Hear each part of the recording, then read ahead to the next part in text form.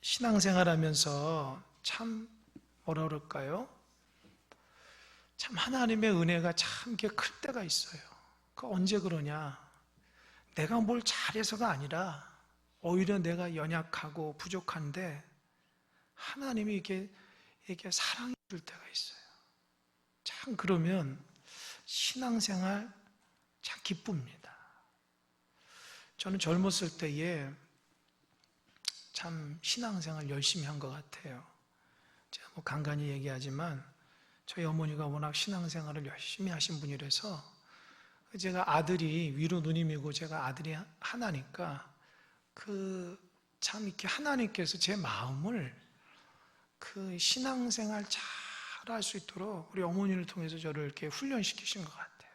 그래서 기도하는 일에 참 열심을 다했고 또 교회에서 하는 모든 일에 정말 최선을 다해서 섬겼던 것 같아요. 그런데 이 참 신앙생활을 어렸을 때부터 이렇게 차근차근 교회 학교도 잘하고 또 그래서 뭐 중등부, 고등부, 대학부 다 이렇게 회장을 거치면서 또 그리고 이제 제가 이제 신학의 길을 걸어가게 되고 또 이제 사역자의 길을 걸어가면서 나도 모르는 사이에 내 마음속에 한 가지, 그러니까 나도 모르는 게 아니라 나만 아는 거죠. 사람들은 모르지만 내가 갖고 있는 한 가지 고민이 있었어요. 그 고민이 뭔지 아십니까? 혹시 이거를 맞히시는 분은 참 있는 그런 어떤 고민이 있으신지 모르겠지만 저에게는요, 이 죄책감이라는 것이 굉장히 힘들었어요. 내가 무슨 큰 죄를 진 것도 아닌데 이상하게 하나님 앞에 열심을 다하는 내 모습에는 사실 기쁘지가 않고 왠지 모르게 하나님 앞에 죄를 짓고 있고 이 죄의 문제가 하나님 앞에 너무 부끄럽고 그래서 겉으로는 참 이렇게 열심을 다하는 믿음의 청년이고 뭐 교육전사 할 때는 참 열심을 다하는 전사님이었는데 사실은 내 마음속에 남에게 말 못한 이 죄의 문제, 죄책감에 대한 문제가 있었다는 거예요. 근데 제가 뭐 이렇게 죄를 진 게 별로 없어요. 그런데 그 자그마한 것이 나에게 엄청나게 크게 다가오더라고요. 혹시 여러분도 그러신 분 있습니까? 특별하게 세상 사람의 눈에는 죄를 진 것 같지 않은데 신앙생활하면서 이게 왠지 모르게 작은 죄가 나에게 크게 다가오고 이것이 하나님 앞에 부끄러운 모습이고 이것이 해결되지 않아서 마음속에 신앙생활을 기쁘고 즐겁게 해야 되는데 그러지 못하고 뭔가 이렇게 죄책감에 볼륨은 조금만 좀 줄여주세요. 죄책감에 때로는 됐습니다. 죄책감에 때로는 나도 모르게 신앙생활을 행위적으로 그렇게 하기 시작한 거예요. 근데 이거를 언제 고친지 아십니까? 언제 고친지 알았어요. 제가 얘기 한 번 했는데 대학교 신학대학원 2학년 때 제가 기도하다가 죽을 뻔했다고 그랬잖아요. 제가 하나님 말씀에 순종하지 못하고 이 죄의 문제, 나를 얽어매는 죄의 문제를 내가 기도로 해결하겠다 해가지고 이 기도에서 산에 혼자 이렇게 40일 작정해서 그때 어머니한테만 말하고 혼자 가서 기도하는데 너무 그때 이 기도에 심취하다 보니까 분별이 사라진 거예요. 그러니까 이 산에는 악한 영들이도 있는데 그걸 모르게 무슨 음성이 들려서 이렇게 그게 하나님 음성인지 올라가다가 낭떠러지 있는 데서 떨어져 죽을 뻔한 거예요. 그런데 정말 하나님의 극적으로 이렇게 살아서 집에 오니까 제가 얘기했죠. 어머니가 부엌에 설거지하다가 갑자기 제 생각이 나서 중복이 됐다. 그 얘기하니까 제가 그 얘기하니까 그래서 하나님께서 어머니를 통해서 나를 회복시켜 주신 거예요. 그 뒤로부터 내가 엄청나게 내가 참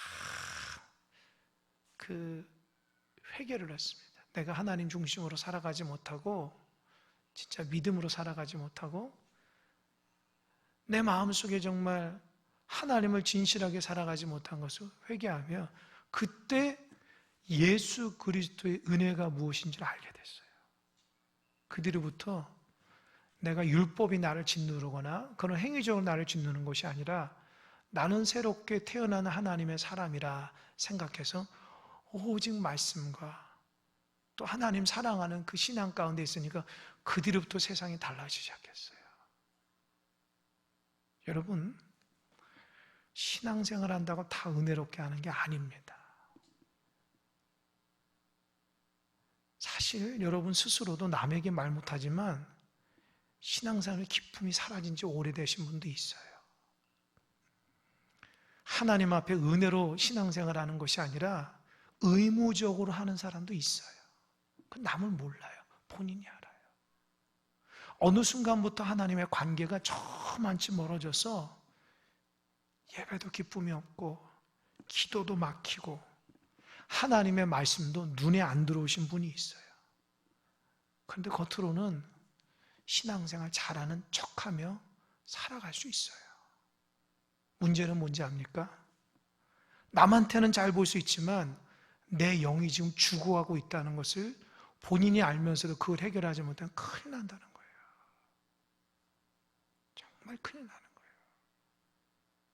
신앙인이 예수님을 통해서 삶이 변화되어야 되는데 세월의 흐름 따라서 하나님의 은혜는 다 까먹고 하나님을 향한 영적인 은혜와 축복은 다 사라지고 그냥 예배 드리는 그것이 행위가 되고 마음속에 감사를 다 까먹고 하나님 앞에 예배하고 기도의 문이 탁 막히고 그래서 하나님의 말씀이 들려도 그 말씀이 마음속에 새겨지는 것이 아니라 한 귀로 듣고 한 귀로 흘러가는 그리고 나의 모든 삶 가운데서 내 중심이 예수님의 중심이 아니라 내가 세상 가운데 살아가는 그냥 교회 올 때만 하나님의 사람이 돼버리는 그런 신앙인이 어느 순간 돼버렸다는 거예요. 사실 보면 그 영적으로 병든 거거든요. 병든 거예요. 그 영적으로 여러분 육적으로 병들면요 어떻게 해요? 증상이 있죠. 증상이 있으면 어떻게 해요? 빨리 약국 가든지 병원 가야 되잖아요. 그 작은 병을 놔두면 어떻게 큰 병 되잖아요. 그죠? 그래서 어떤 분은 조금만 아파도 병원 간다고요. 근데 남자 같은 저같이 남자들은 그냥 뭐 괜찮다고 그래가지고 막 병을 키우는 그분들이 있어요. 병원 가가지고 뭐 가면은 무조건 주사 맞는지 아는데 그러지 않잖아요. 그러니까 병원은 잘 안 가요. 그러다 보니까 뭐 괜찮겠지. 나중에 병원 딱 검사 보니까 큰 병 걸릴 때가 있다고요. 여러분, 우리가 육적으로도 몸에 증상이 있으면 그거를 정확하게 의사한테 진찰을 받아서 고쳐야 돼요. 안 고치면은 큰일 납니다. 하물며 영적으로 질병이 걸리고 영적으로 문제가 있는데 그걸 안 고쳐요. 큰일 납니다. 나중에 영적인 암에 걸리면 회복 불가능해요. 어느 순간부터 신앙의 기쁨을 다 뺏기고 어느 순간부터 하나님의 관계가 딱 막히고 어느 순간부터 기도가 끊어지고 어느 순간부터 하나님의 사랑이 끊어져가지고 신앙생활에 기쁨도 없고 재미도 없고 감사도 없고 은혜도 없고 그럼 내가 지금 영적으로 좀 병들고 있다는 거예요. 근데 그 영적으로 병들고 있는 것을 알면서도 괜찮다고 생각해서 계속 가게 되면 인생의 낭떠러지까지 가게 돼요. 그래서 작은 문제도 해결을 못하는 거예요. 그리고 다른 사람한테는 신앙생활 잘하는 척할 수 있어요. 왜요? 예배 참석하면 되니까. 그런데 그 사람의 모습 속에서 그 사람의 삶 속에서 영적으로 죽어가는 모습들을 우리가 볼 수 있어요. 여러분 그거 누가 해결 못해요. 하나님께서 해결해야 되는 거예요. 여러분 영적으로 병을 키우지 않길 바랍니다. 정말 무서운 말씀이에요. 나는 영적으로 병에 걸려 있는가? 나는 영적으로 건강한가? 어느 때는 저는 그런 생각이에요. 지금 뭐 코로나19라서 그냥 선별진료소에 가면 뭐 10몇 분이면 이게 목에 딱 이렇게 해가지고 딱 해가지고 검사해서 빨리 뭐 음성인지 양성인지 나오잖아요. 그죠? 나오잖아요. 그죠? 영적으로 좀 그랬으면 좋겠어요. 한 사람 한 사람씩 점검 받아가지고 지금 양성인지 음성인지, 걸린 사람은 치료받아야죠. 치료받으면 빨리 치료받아서. 여러분, 코로나19가 왜 무서운 게 뭐예요? 전염병이에요, 전염병.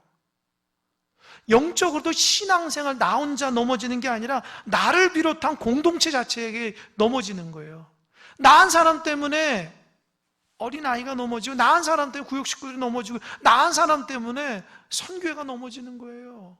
가족 식구들이 넘어지는 거예요. 왜요? 내가 영적으로 병들었으면 그러고 영적으로 병들면 전염이 되기 때문에 그래요. 여러분, 교회가 코로나19 딱 걸리면 문 닫아버리죠. 그죠? 딱 나라에서 닫아버린다. 2주 동안. 지금 제가 이렇게 차를 타고 가면은 이 신천지 교회는 아직도 잠겨 있어요. 몇 달째 잠겨 있어요. 행정명령으로. 못 들어가요. 그 큰 예배당을 못 들어가요. 왜요? 전염병 돌까봐. 그죠? 그러니까 우리가 육체적인 영적으로 병에 걸리면 교회가 어떻게 될까요? 문 닫는 거예요. 겉으로는 멀쩡해도 영적인 병에 탁 걸리면 그 영적인 병에 반드시 그 사람을 통해서 사람에게 영향력을 줘요. 어떤 영향력? 아주 부정적이고 하나님 모시 은혜롭지 못한 영향력을 줘버려요. 그가 하나님과의 관계가 올바르지 못한데 그 올바르지 못한 모습의 말과 행동과 모든 것으로부터 하나님 은혜가 아니라 하나님 온전치 못한 모습으로 병들게 하는 거예요.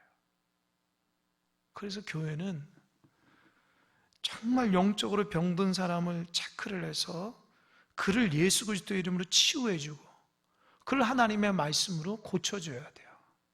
아멘? 그거를 거부하면 안 돼요. 본인이 영적으로 질병이 걸렸는데 그거를 하나님의 말씀과 예수 그리스도로 치유받아야 하는데 나는 됐다는 거예요. 나는 안 고쳐도 된다는 거예요. 그럼 어떻게 해요? 영적인 암에 걸리죠. 영적인 암에 걸리면 어느 순간 닦으면 하나님이 이게 깨닫게 하는데 어느 순간 되면 하나님 내버려요. 그게 이제 벌하심이에요. 그냥 네 멋대로 살아. 이렇게 해버린다. 그때 되면 이제 답이 없는 거예요. 왜요? 그 마음이 강팍해지기 때문에 하나님을 찾을 수가 없는 거예요. 얘는 그 지경까지 가면은 결국엔 신앙을 버리게 돼요. 아주 무서운 병이에요. 제가 왜 이런 얘기를 길게 하냐? 오늘 본문의 말씀이 그거예요. 이 문제를 해결할 수 있는 오직 하나밖에 없는 거예요. 여러분, 우리 죄의 문제 해결할 수 있는 건 뭡니까?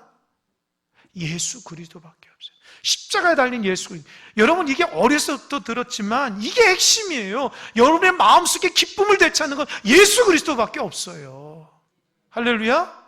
예수님을 다시 찾고 예수님 다시 사랑하는 수밖에 없어요. 여러분 무슨 뭐 조금 기도하고 말씀 몇 번 보고 그런다 회복되는 게 아니에요. 여러분 마음속에 근본적으로 예수님을 다시 한번 뜨겁게 사랑해야지 영적으로 병들었던 것이 질병이 고쳐진다고요. 영적으로 병든 거를 고치지 않고 계속해서 두면 어떻게 해요? 암에 걸린다니까요. 영적인 암. 그럼 어떻게 해요? 그런 사람은 신앙의 재미가 하나도 없어요. 은혜도 없고 감사도 없어요. 내가 왜 신앙생활을 하는지 몰라요. 하나님을 향한 사랑도 없어요. 그냥 의무적으로 하는 거예요. 의무적으로. 떠밀려서 하는 거죠. 왜 예배를 드려야 되는 이유를 몰라요. 나오라니까 나오는 거예요. 기도의 참맛을 몰라요. 눈치 보면 나오는 거예요. 내가 맡겨진 직분에 대한 소중함을 몰라요. 그냥 눈치 보면서 직분 감당하는 거예요. 근데 여러분 이거는 영적으로 병든 증거거든요. 성경에는 예수 그리스도의 이름으로 기쁨으로 감사함으로 그 직분을 감당하며 모든 예배는 축제와 같은 거예요. 하나님 사랑하는 그 마음이 아주 넘치는 거예요. 여러분, 그래서 우리가 우리 자신을 한번 곰곰이 생각해 봐야 돼요. 곰곰이.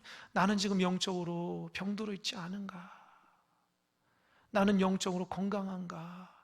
다시 한번 점검해 봐야 돼요. 여러분, 어딜 가서 이런 소리 듣겠어요, 사실. 그냥 예수 잘 믿으십시오, 그냥 신앙생활 이러고 만다고요. 누가 우리 안에 있는 신앙의 근본적인 딱 건드려 주냐고요. 나는 정말 힘든데 그 힘든 문제를 어떻게 해결하냐고요. 오직 예수님밖에 없어요. 예수님밖에 없어요. 제가 대학교 2학년 때, 신학대학교 2학년 때 그 문제를 해결하고 나서 그 뒤로부터 신앙의 자유함이 있어요. 기쁨이 있다고요. 웬만해서 넘어지지 않아요. 웬만해서 하나님의 은혜 가운데 나를 붙들어줘요. 근데 그전에는요, 아무리 열심히 해도 사람이 우울한 거예요. 죄 때문에. 죄의 문제 해결하지 못하니까. 그러니까 죄의 문제를 내가 안 하려고 하는, 안 해요? 예수님이 내 안에서 역사해 주셔야 되는데 내가 의지적으로 안 하려고 안 할 수가 없어요. 왜요? 내 삶의 주인이 예수님이 아니니까. 이게 무서운 거예요.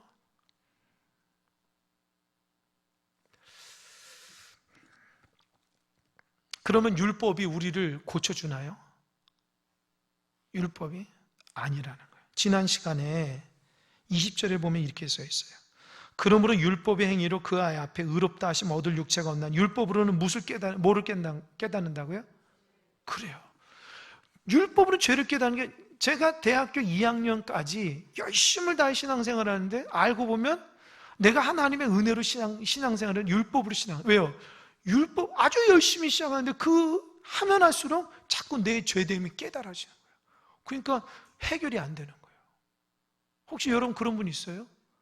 열심히 신앙생활하는데 자꾸 내 죄가 자꾸 많이 보이고, 신앙생활하는데 왜 자꾸 내 죄가 그거는 사실 잘못된 건 아니에요. 그거는 예수 그리스도로 인도하기에는 과정인데, 제가 그 신학대학 다닐 그걸 몰랐어요. 여러분, 율법에 보면 사도 바울이 갈라디아 보면 율법을 뭐라고 그러냐면 몽학선생이라. 몽학선생 들어보셨죠? 몽학선생은 뭐냐면 가정교사예요. 어린아이가 학교에 들어가기 전에 가정에서 수업받는 그 학교 들어가기 전에 전 단계로, 그러니까 우리 식대로 유치원 정도 얘기할까요? 그렇게 해서 애들을 기본적으로 가르쳐서 학교 보내는 거예요. 그게 몽학선생이거든요. 그러면 애들이 몽학선생이 가정교사처럼 아무리 열심히 해도 애들이 학교에 가는데 이게 거치는 과정이지, 아무리 거기서 잘한다 그래서 잘할 수가 없거든요. 그러니까 율법을 아무리 잘한다 해서 구원받는 게 아니라 율법을 통해서 어떻게 해요? 예수님께 가기 위한 단계라는 거예요. 왜요? 율법은 우리에게 무엇 하지 말라, 무엇 하라 이렇게 얘기하거든요. 예를 들면 너 기도해라, 그죠? 환난 가운데 기도해라. 근데 그렇지 하지 않는다 그러면 어떻게 해요? 어느 순간 나 기도하지 않으므로 죄책감이 드는 거예요. 하나님 말씀 어겼어. 너 사랑해라. 근데 사랑하지 않았어. 믿음으로 인내해라. 근데 인내하지 못해서, 그러니까 마음속에 나는 인내하지 못해. 이 죄책감이 드는 거예요. 그죠? 그러니까 율법의 말씀을 보면 내가 그 말씀을 지킴으로 내가 회복이 돼야 되는데, 율법은요, 지난번에도 있잖아요, 우리를 기죽이게 하는 거예요. 어떤 게? 너는 이 율법대로 살 수 없어. 네 율법을 네가 다 할 수 있어? 이 율법을 보면서 자기가 죄인임을 깨닫는 거예요. 여러분, 말씀을 통해서 여러분이 정말 나는 의인이다 그렇게 하신 분 있어요? 말씀을 통해서 날마다 깨닫죠. 나는 죄인이라는 거. 그죠? 그잖아요. 목회자인 저도 그래요. 나는 죄인이구나. 나도 죄인이구나. 이렇게 열심히 기도하고 말씀 보고 교회를 섬기는 리더에서 죄인이구나 날마다 깨달아요. 그럼 이 깨달음 자체가 전부가 아니에요. 깨달으면 어떻게 해요? 깨달음을 통해서 누구에게 가야 돼요? 예수님께 가야 돼요. 근데 많은 사람들이 무슨 말씀 듣다가 기도하다가 뭐 찬양하다가 은혜를 받아서 거기서 그렇죠. 은혜 받으면 예수님께 가야 되는데 예수님께 가지 않아서 예수님을 나의 구주로 모시지 않고 고백하지 않으니까 늘 깨닫고만 마는 거예요. 늘 내가 좋아하는 말씀 거기에서만 끝이고 만다고요. 삶이 달라지지 않아요. 뭐 신앙생활이 20년, 30년 똑같아요. 예수님을 나의 구주로 모시고 그대로 살아가야 되는데 날마다 깨닫는 것 많이 해도 그 예수님을 내 삶의 주인으로 모시지 못하니까 삶이 달라지지 않아요. 그런 사람 보면 닮고 싶지가 않죠. 왜요? 날마다 넘어져 있는데요, 뭐.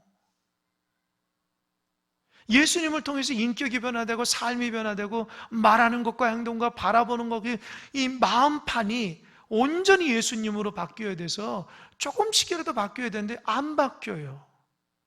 왜 그래요? 그때뿐이라고요. 율법은 우리를 절대로 변화시킬 수 없어요. 예수님이 우리를 변화시키는 거예요.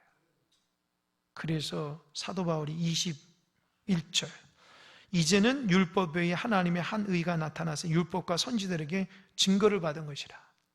그러니까 율법 말고 율법으로 의롭게 되는 게 아니라 하나님의 한 의, 그게 뭐냐? 그게 뭘까요?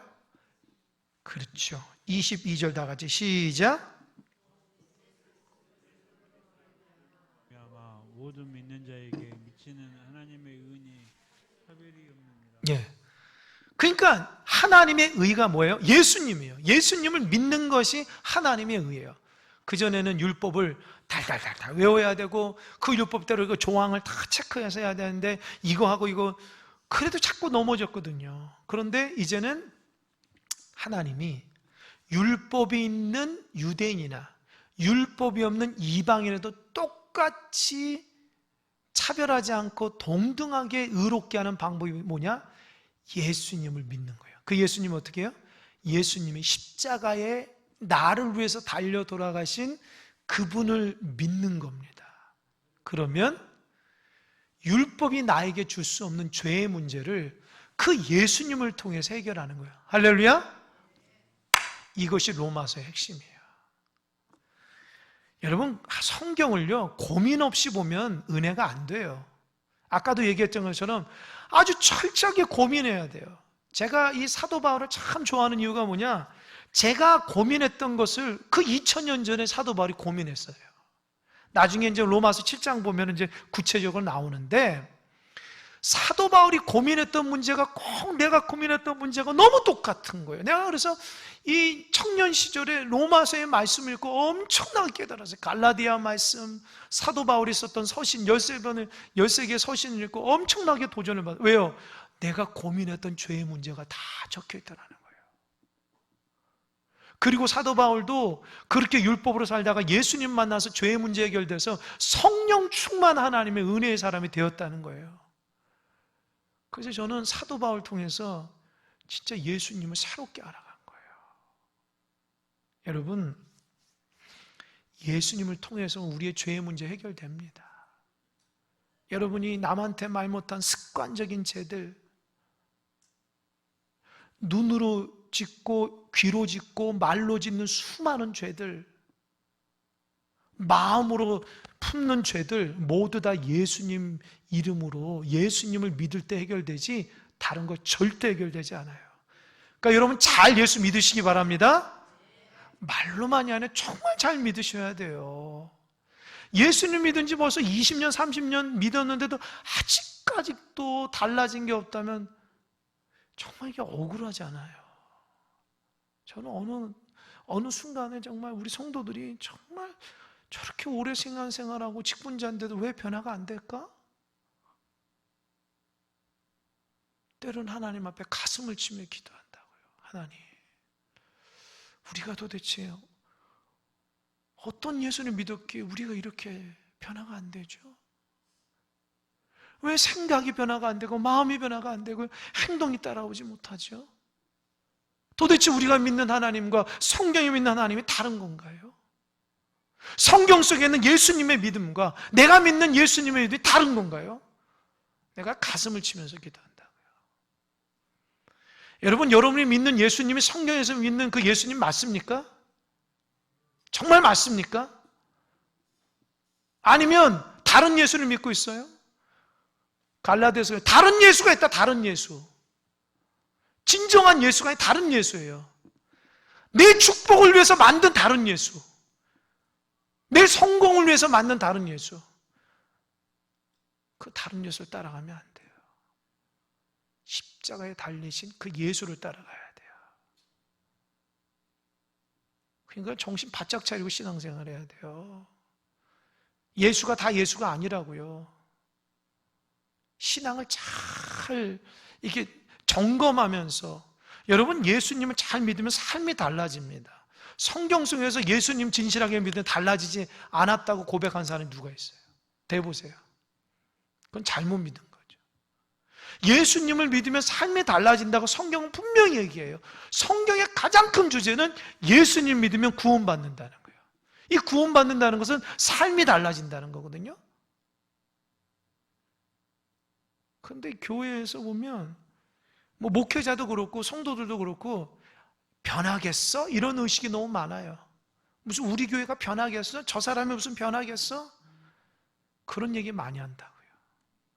그거는 예수님 잘못 믿어서 그런 거예요.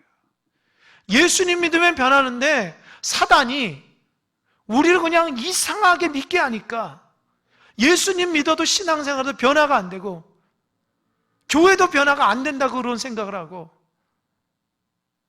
성령님도 저 사람 변화 안 시킬 거야, 그렇게 착각하면서 한다고요. 여러분, 사단한테 지지 마시기 바랍니다.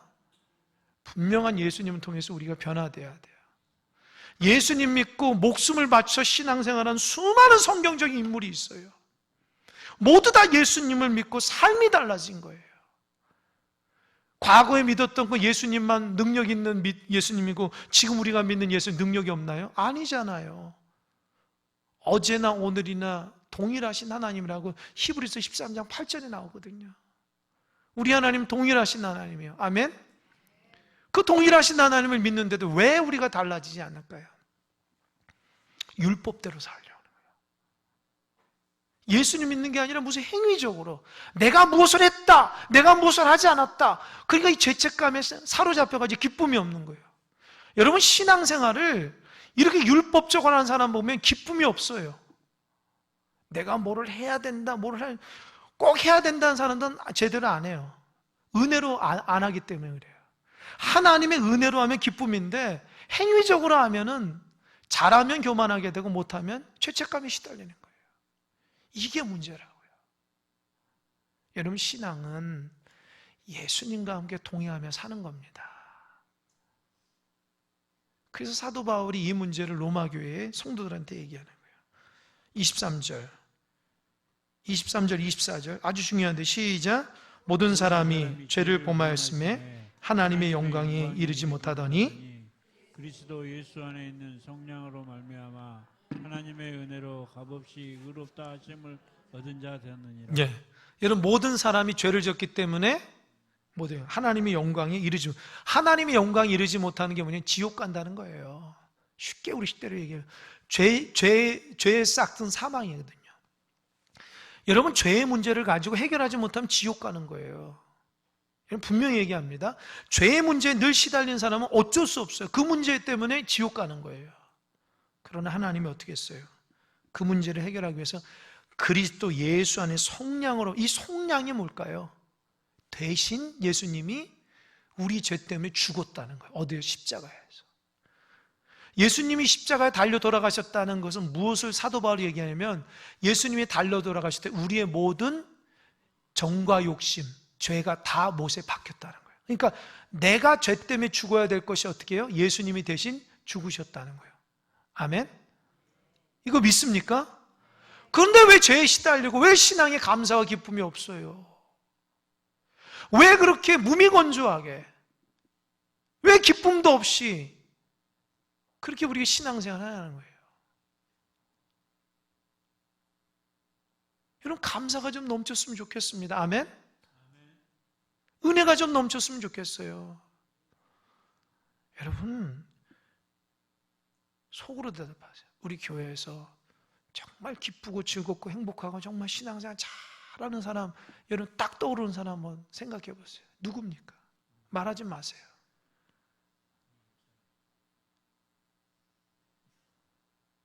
저 말고 여러분 누군지 한번 떠올려 보세요. 그게 우리 교회 지금 현주소예요. 신앙생활은 너무 기쁘고 즐겁고 행복해서 야, 저 사람 은혜 받았어. 신앙생활 어떻게 저렇게 잘, 그런 사람이 여러분 머릿속에 떠오르는 사람 한번 떠올려 보세요. 불행하게도 없다면 그게 우리 교회 현주소예요. 몇 사람 있다면 그건 감사한 거고. 여러분, 교회가 은혜가 떨어지면요, 교회가 아니에요. 여러분, 교회는 보이는 건물이 아니라 여러분 한 사람 한 사람이 큰 사랑 교회예요. 큰 사랑 교인이, 큰 사랑 교회가 은혜가 떨어졌어요? 그거 어떻게 살아가요? 신앙을 이거 버릴 수도 없고, 이거 뭐 어떻게 평생 예수님 믿고 그냥 구원은 받아야 되고 가야 되는데, 이거 신앙생활 못해서 큰일 났다. 이렇게 어떻게 할 거예요? 계속 그냥 짓눌리고 은혜도 안 되고 기쁨도 없고 그냥 뭐 행위적으로 그냥 마지못해서 하는 그런 신앙으로 사시겠습니까? 아니면 하나님 주신 은혜로 기뻐하고 감사하고 예수님 때문에 나의 죄의 문제가 해결되고 어렵고 힘들어도 주님의 은혜 가운데 승리하며 그렇게 믿음으로 살고 싶습니까? 여러분, 자꾸 이렇게 교회는 그런 것이야, 신앙은 그건 하나님의 음성 아니에요. 그건 사단의 음성이에요.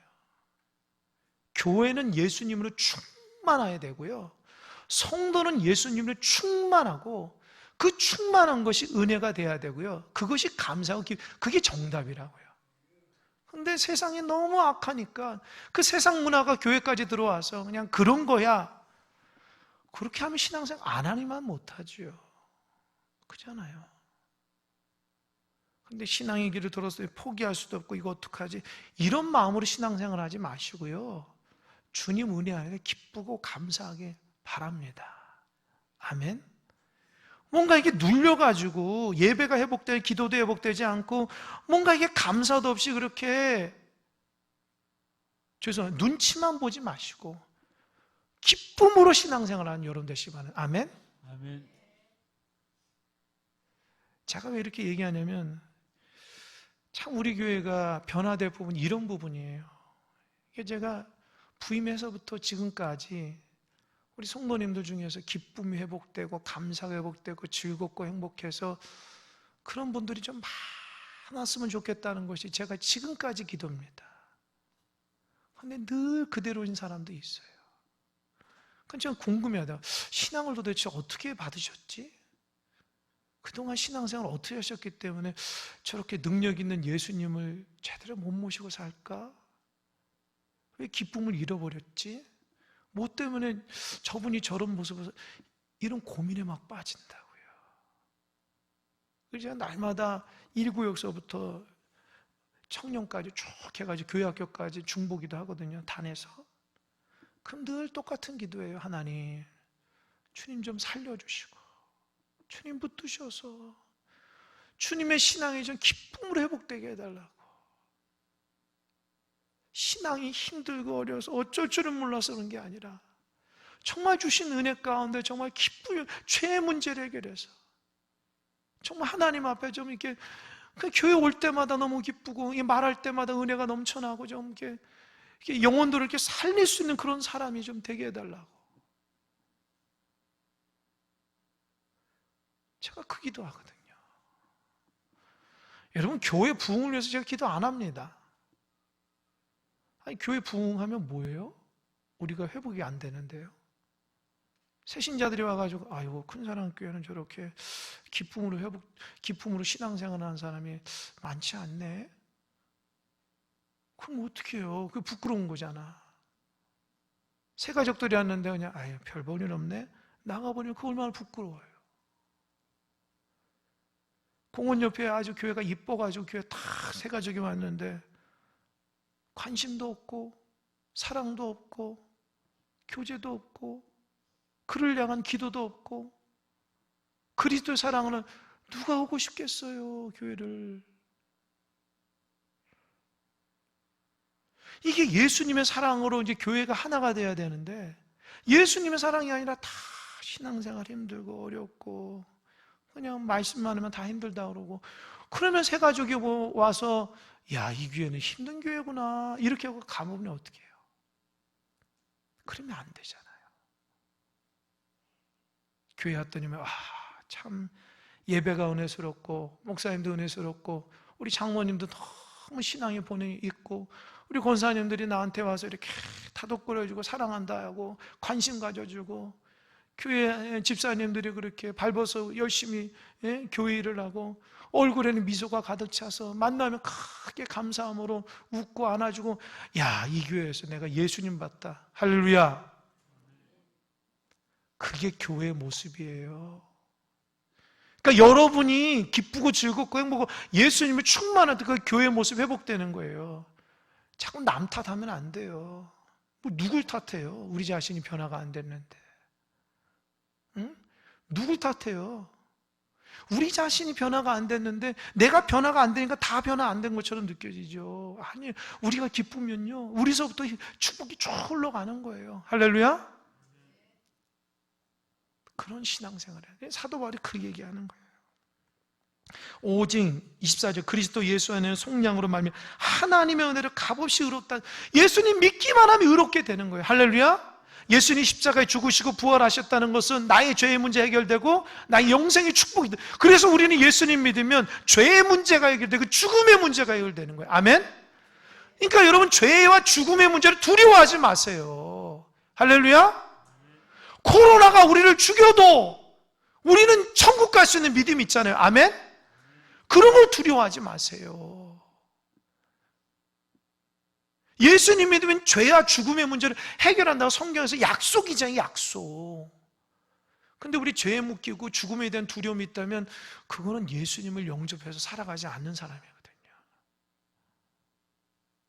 그렇잖아요. 예수님이 죄의 문제, 죽음의 문제 해결해 준다는데 예수님과 함께 동행하는데도 다 죽을 것 같지 막 두려워하고 죄가 막 있어가지고 막 죄 때문에 내 마음을 요동당하고 신앙생활 못하게 죄가 나를 막 끄집어 당기고 그건 예수님을 영접한 게 아니잖아요. 그러니까 신앙생활하는 사람들은 정말 거듭나야 된다는 말이 정말 맞아요. 그냥 교회 다닌다고 다 구원받는 게 아니고 예수님을 믿어야 되는 거예요. 그 예수님을 믿고 안 믿고는 여러분 삶 가운데 예수님이 동행하는 죄의 문제, 죽음의 문제를 지금 내가 해결하고 있는 것이 그게 여러분의 증거예요. 그러니까 그런 예화 많이 들어갔잖아요. 천국 갔다 오신 분이 가보니까 목사님이 안 계시고 교회 중직자들 없다는 거예요. 저는 그게 만들어낸 예언인지 알았는데 제가 신앙생활 하나 그럴 수도 있겠다 생각이 들어요. 왜요? 예수님도 바리새인과 사두개인들, 서기관들을 어떻게 했어요? 야단쳤잖아요. 오히려 죄인이란 사람이 구원받고. 그러니까 여러분 우리 식대로 그냥 얼렁뚱땅 그냥 믿는 거 잘하는 것처럼 하면 안 돼요. 진짜 예수님 믿어야 돼요. 25절 보니까 이 예수를 하나님이 그의 피로써 믿음으로 말미암아 화목제물로 세우셨으니 이는 하나님께서 길이 참으시는 중에 전에 지은 죄를 관가하심으로 자기 의로우심을 나타내려 하심이니. 26절 다시 한번 시작. 곧 이때에 자기의 의로우심을 나타내사 자기도 의로우시며 또한 예수 믿는 자를 의롭다 하려 하심이라. 아멘. 저 좀 보세요. 하나님이 예수님 화목제물로 했대요. 화목제물은 뭔지 알아요? 하나님과 우리 백성들을 화목하게 하는 거예요. 그러려면 화목제물에 대한 제물이 있어야 돼요. 하나님께서 5가지 제사법을 하면서 화목은 백성들과 하나님과의 관계를 제사장이, 대제사장이 그 화목제물을 통해서 화목하게 하는 거예요. 그런데 그것을 뭐예요? 예수님이 하셨다는 거예요. 친히 대속물이 되어서 하나님 보시 깨끗한 화목제물이 돼가지고 예수님이 그 십자가에 죽어짐으로 하나님과 우리를 연결시켜 주셨다는 거예요. 할렐루야. 그래서 은혜예요. 우리는 죄인이기 때문에 하나님 앞에 나갈 수도 없어요. 부를 수도 없어요. 예수님 때문에 하나님 부를 수 있는 거예요. 구약의 관점으로 보면 우리가 하나님 하면 돌에 맞아 죽어요. 왜요? 거룩하신 하나님 부른다고. 근데 우리는 예수님 때문에 지금 이 순간에도 죄의 문제 해결될 수 있고 하나님을 부를 수 있는 거예요. 그래서 감사하셔야 돼요. 그러니까 신앙생활 하시는 분들은 제대로 예수님 믿으면 감사가 절로 나온다. 왜요? 나의 모든 문제를 예수님이 해결해 주셨으니까. 그래서 그 예수님을 십자가에 달려들어서 우리를 화목하게 하신 분이 하나님이 그 예수님 때문에 우리의 죄를 간과했다는, 간과한 게 뭐예요? 그냥 넘어간 거예요. 우리를 이제 더 이상 너 죄인이야? 야단치지 않는다는 거예요. 왜요? 예수님 믿는 것 하나만으로 예수님 그걸 봐주는 거예요. 하나님 봐주는 거예요. 할렐루야. 그러니까 여러분 정말 하나님 앞에 벌 받지 않으려면 예수님 잘 믿어야 돼요. 예수님 때문에 하나님 우리를 죄를 여기지 않아요. 그런데 예수님 제대로 믿지 않고 죄 지면 하나님 반드시 여러분에게 묻습니다. 너 죄인이라는 것을. 죄의 싹은 사망이고 벌이에요.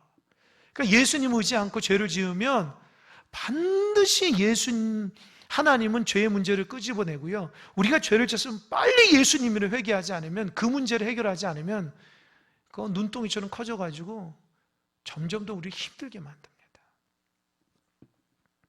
그래서 사도 바울이 얘기해요. 27절 다 같이 시작. 그런즉 자랑할 데가 어딨냐? 있을 수 없느니라. 무슨 법으로냐? 행위로냐? 오직 무슨 법이요? 그게 뭐예요? 여러분, 예수님을 믿으면 죄의 문제 해결되는 거예요. 아멘? 그러니까 율법에서는 여러 가지를 못 지키고 하지 않아야지 나는 죄인이 아니니까 나 의롭다라고 하는데, 하나님의 의로운 법은요, 예수님을 믿으면 의롭게 되는 거예요. 할렐루야? 그러니까 어때요? 그거는 자랑할 게 없어요. 왜요? 내 노력해서 된 게 아니라 그냥 예수님 믿는 거예요. 그걸 사실 보면요, 성경을 더 보면 깊이 있게 믿는 것도 하나님의 은혜예요. 같은 말씀을 들어도 은혜 받는 사람들은 그 믿어지는 거거든요. 그 믿어지게 하는 거예요. 할렐루야? 말씀 들은 은혜가 안 되면 믿어질 수가 없는 거예요. 그 은혜 못 받는 거죠. 그러니까 믿는 것도 하나님의 은혜입니다. 아멘? 그러니까 여러분 신앙생활 때 은혜 많이 받으셔야 돼요. 그러니까 은혜 달라고 해야 돼요. 하나님 나 은혜 주세요. 믿음 달라고 하셔야 돼요. 그래서 사도 바울이 하나님의 의는 율법이 아니라 예수님만 믿으면 되니까 자랑할 것도 없고 오직 그분을 통해서 회복되는 거다. 31절 읽고 마치겠습니다. 시작. 그런즉 우리가 믿음으로 말미암아 율법을 파괴했느냐? 그럴 수 없느니라. 도리어 율법을 굳게 세우느니라. 아멘. 저 좀 보세요. 그러니까 사도 바울이 그럼 율법이 하나님께서 주신 건데 폐기하라? 아니죠. 아까 말이죠. 율법은 몽학선생, 가정교사예요. 예수님에게 이끄는 전 단계라는 거예요. 그러니까 신앙생활 하는데 여러분들 전 단계에 있는 사람이 있어요. 그냥 다 힘들어하고 뭐 죄의 문제 때문에 힘들어요. 그 율법이 그를 사로잡아서 그래요. 예수님을 믿으면 감사와 은혜와 죄의 문제 해결되는데 그 예수님을 제대로 못 믿고 그냥 율법에 사로잡히는 거예요. 그 신앙생활 오래 한 사람도 그런 사람 되게 많아요. 제가 얘기했잖아요. 제가 정말 열심히 했는데 율법에 사로잡혀가지고 그냥 죄의 문제에 끙끙대며 신앙생활 했다니까요. 겉으로는 굉장히 은혜로운데 내 마음 기쁨이 하나도 없어요. 감사도 없고 그렇게 속이면서 신앙생활을 몇 년 했는지 몰라요. 대학교 2학년 때까지. 왜요? 그렇게 의롭게 하는 것이 막 열정. 그래서 교회 학교 가보면 뭐 중등부 회장, 고등부 회장, 청년부 회장, 교육전사 가서 열심히 했던 교회가 부흥되고요. 뭐 잘한다고 늘 칭찬받는다. 사실은 내 마음속에는 기쁨도 없고 그냥 열심히만 했던 거예요. 감사도. 그런데 정말 대학교 2학년 때 예수님을 제대로 영접하고 나니까 내 마음에 기쁨이 되찾고요. 그 무엇이 그렇게 부럽지가 않더라고요. 신앙의 자유함이 있는 거예요. 아멘? 신앙의 자유함이 없이 자꾸 뭔가 쫓기는 것 같고 기쁨도 없고 감사도 없으신 분은 오늘 곰곰이 내가 예수님을 제대로 못 믿었구나. 그거 느끼시면 돼요. 진짜 예수님을 제대로 영접하고 주님이 내 삶의 주인이세요. 하나님, 내가 세상을 주인 삼지 않고 주님이 내 삶의 주인이니까 내 죄의 문제, 죽음의 문제 해결해 주세요. 그러면 바로 예수님을 제대로 영접하는 겁니다. 그러면 세상 보는 눈이 달라져요. 죄 짓지 않아요. 죄가 나를 얽매이지 않고요. 예수님이 나를 이끌어가는 감사가 회복되는 거예요. 그런 신앙인들 되시기 바랍니다. 기도하겠습니다.